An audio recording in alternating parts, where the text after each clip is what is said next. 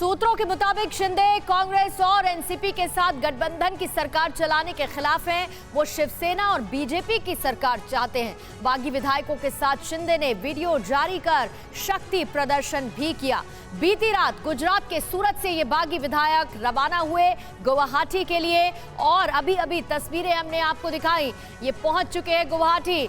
55 विधायकों वाली शिवसेना के लिए अब सरकार से पहले पार्टी को बचाने की चुनौती है। यानी आज दिन भर महाराष्ट्र में सियासी पारा हाई रहने वाला है। उद्धव ने आज कैबिनेट की बैठक भी बुलाई है। कांग्रेस और एनसीपी भी अपने अपने विधायकों की बैठक बुला चुके हैं। महाराष्ट्र की सियासी हलचल से जुड़ी खबरें आपको दिखाते हैं। महाराष्ट्र संकट टॉप 9।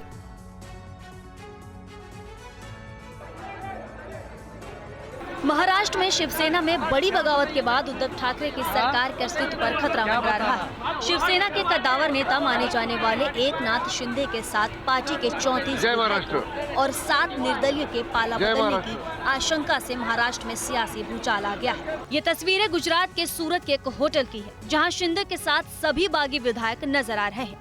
आधी रात के बाद शिवसेना के बागी विधायकों के साथ 7 निर्दलीय विधायक सूरत एयरपोर्ट से गुवाहाटी के लिए रवाना हुए।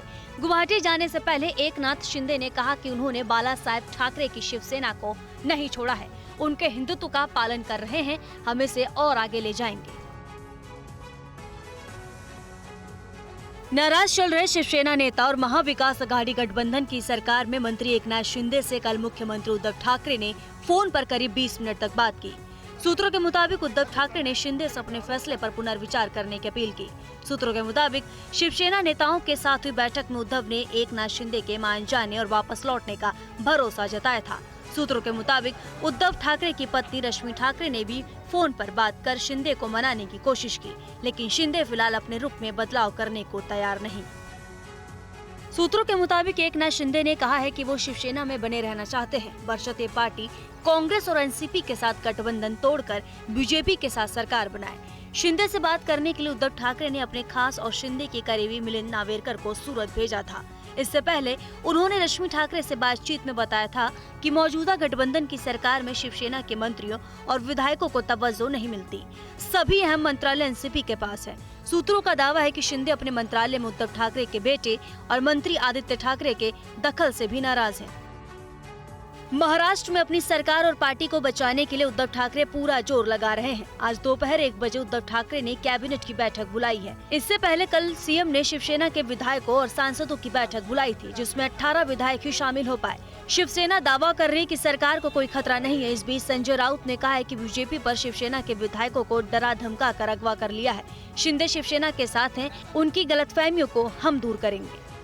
शिवसेना ने एक साथ शिंदे की बगावत के बाद उन्हें पार्टी के विधायक दल के नेता पद से हटा दिया है।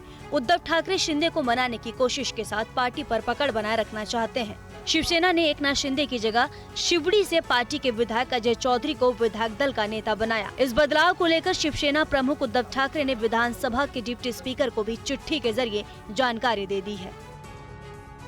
महाराष्ट्र के सियासी संकट के बीच कांग्रेस ने आज मुंबई में अपनी विधायकों की सुबह 11 बजे बैठक बुलाई है। पार्टी ने महाराष्ट्र के लिए मध्य प्रदेश के पूर्व सीएम कमलनाथ को ऑब्जर्वर बनाया है। इस बीच कल महाराष्ट्र के प्रभारी एच.के. पाटिल की अध्यक्षता में बैठक में कांग्रेस के 44 में से 42 विधायकों के मौजूदा रहने का दावा किया गया।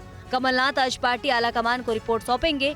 सूत्रों के मुताबिक कांग्रेस ने सरकार का मसला उद्धव ठाकरे और शरद पवार पर छोड़ दिया है। शिवसेना में मचे घमासान को लेकर महाराष्ट्र बीजेपी के अध्यक्ष चंद्रकांत पाटिल ने कहा है कि ये शिवसेना अंदरूनी कलह का नतीजा है। उन्होंने कहा कि राज्यसभा चुनाव से पहले महाविकास अघाड़ी को प्रस्ताव दिया था कि राज्यसभा में हमें 3 सीट लड़ने दो। विधान परिषद में बीजेपी 5वीं सीट पर उम्मीदवार नहीं उतारेगी, लेकिन वो नहीं माने। सूत्रों के मुताबिक बीजेपी सरकार बनाने के लिए किसी हड़बड़ी में नहीं है, लेकिन पूर्वी सीएम देवेंद्र फडणवीस मुंबई से लेकर दिल्ली और गुजरात तक एक्टिव है। बीजेपी वेट एंड वॉच की नीति पर चल रही है। महाराष्ट्र में ताजा राजनीतिक संकट के बीच महाविकास अघाड़ी गठबंधन की सरकार में शामिल एनसीपी के विधायकों की आज सुबह 9 बजे बैठक बुलाई गई है। सूत्रों के मुताबिक एनसीपी ने कहा है कि बागी विधायकों को शिवसेना कैसे वापस बुलाती है, ये शिवसेना की ही जिम्मेदारी है। इससे पहले कल मुंबई रवाना होने से पहले शरद पवार ने कहा है कि महाराष्ट्र में तीसरी बार सरकार गिराने की कोशिश की गई है। उन्होंने कोई न कोई समाधान निकालने का भरोसा जताया। हालांकि उन्होंने ये भी कहा कि अगर सरकार गिरी तो एनसीपी विपक्ष में बैठेगी और बीजेपी के साथ नहीं जाएगी। महाराष्ट्र में एकनाथ शिंदे की बगावत के बाद शिवसेना के कार्यकर्ता कल मुंबई में बीजेपी के खिलाफ हल्ला बोलने सड़क पर उतर आए। शिवसेना सैनिक ने मुंबई के लोअर परेल इलाके में हाथों में बीजेपी के खिलाफ पोस्टर बैनर ले नारेबाजी की। शिवसेना कार्यकर्ताओं के हाथ में जो पोस्टर था उसमें लिखा था, गद्दारों को माफी नहीं। इससे पहले शिवसेना भवन पर भारी संख्या में कार्यकर्ता जुटे और उद्धव ठाकरे के समर्थन के नारे लगाए।